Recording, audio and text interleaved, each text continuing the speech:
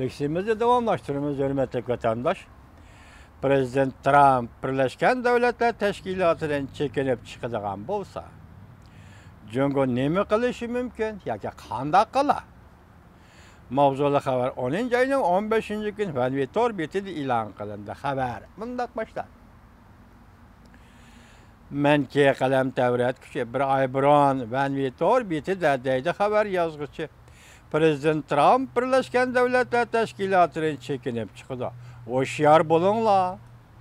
Mavzuluq maqali e'lon qilgan edim deb boshlaydi. 3 ay to'sha toshmayla bu ish harakatga aylandi. 10 ayning 11 gün matbuotla xabar qilib mundaq ko'rsatdi. Amerika Sharq vaqti 10:30 minut o'tganda Prezident Trump Aqsaroyda mundaq e'lon qildi. Amerika hamda Birleşken Devletler Teşkilatı'na vakil avatmaydi.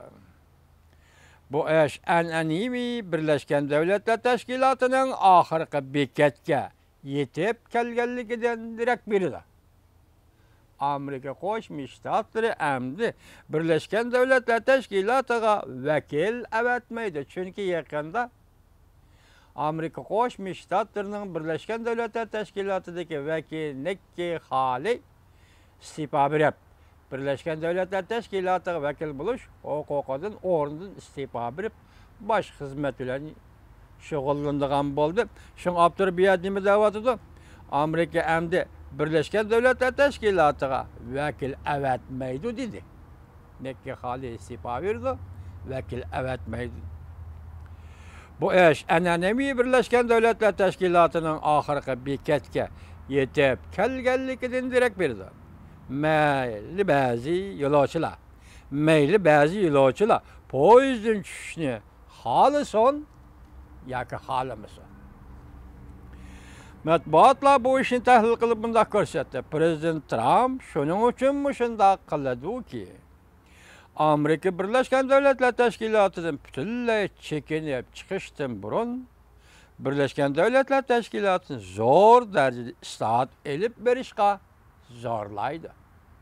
Demek bir yerde çok gap başlandı degan gapda. O'tgan leksiyalar so'zlagan Hindiston, Yaponiya, Germaniya, Braziliya qatorliq davlatlarmi Birleşken Devletler Teşkilatı'na bexatarlik komitetiga kiramiz deb uzun zamonlardan beri faoliyat qilib keldi degan. Hozir Prezident Trump Birleşken Devletler Teşkilatı'ni isloh qilishga qadam qo'ydi degan gap. Eğer Birleşken Devletler Teşkilatı islohot elib bormaydigan, undaqda Amerika boshqa uchoqqa o't yoqib, yana boshqa xalqaro tashkilot qurib chiqadi deydi xabar yozuvchi.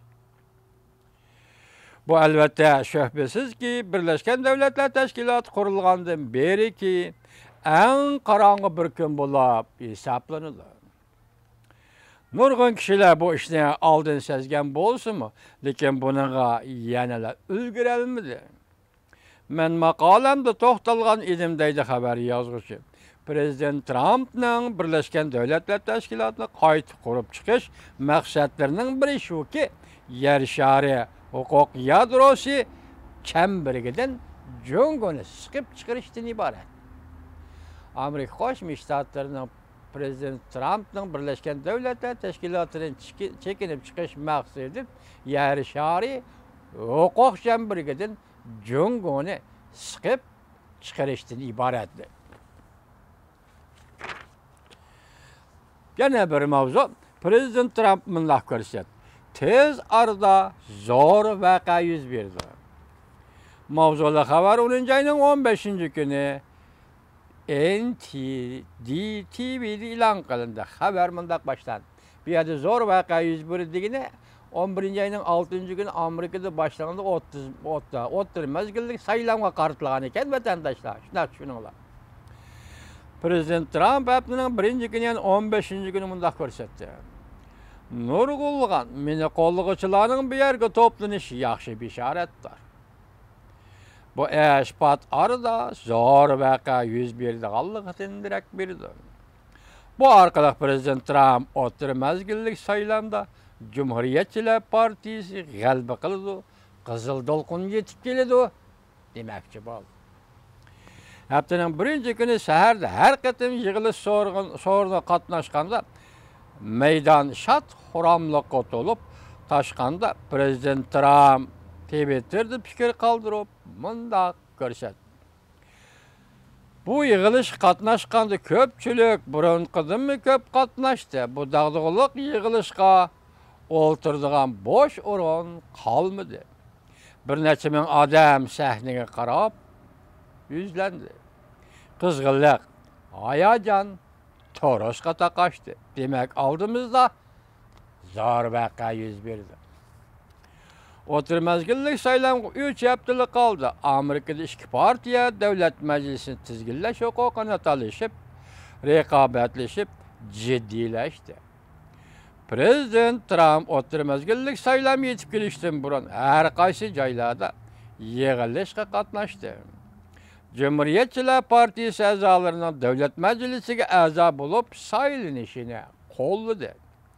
Şənbə günü Prezident Trump Kentucky ştatında nutq sözüdü. 46 gradusluk ısıqda 6 saat nutq sözlüdü. Her qaysı caylarda ştatlarda kollaşqa erişken Prezident Trump şunun işendi ki, Amerika'da saylıqçılarının növbətki bilet taşlıqçılarının kızgınlığı 20 yıldan beri ki en yukarı dolqonga kötürüldü. 61%'in artıq saylıqçılar, saylanma tizimlatqılçılar mundaq hesapladı. Prezident Trump'ın sözleri saylanma bilet taşlaşqa təsir körüslü diyor. Bir yerde sebep yani qanda bir sebep çünkü hazır oturmazgillik saylamda Prezident Trump'ın partiyası, yani Cumhuriyetçiler Partiyasının devlet meclisindeki ornuğa belgileydiğin saylanılan namzatlarının ornu tüvellise çünkü Amerika sodurış toxtab qalır deb tələysine avatqan cüngoluk lağımı bu qızğınlıq bir zərbə buluş mümkün.